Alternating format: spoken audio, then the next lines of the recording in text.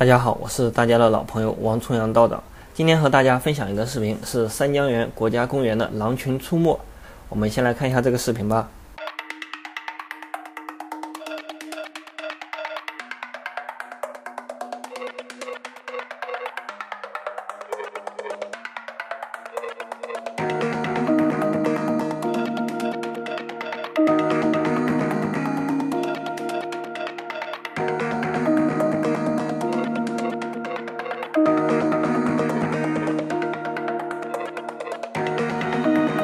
3月24日，一个狼群在三江源国家公园境内猎杀了一头牦牛后正在进食，而这个画面呢被刚好路过了三江源国家公园境内的一个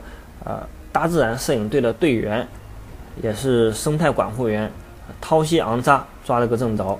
这个狼群共有9匹狼组成，并成一排行走在茫茫的雪域上，就好像三江源的卫士非常的震撼。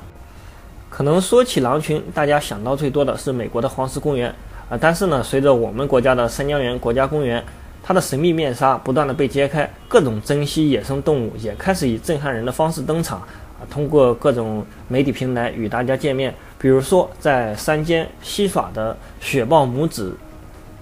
数百上千只的岩羊、黄羊同时觅食，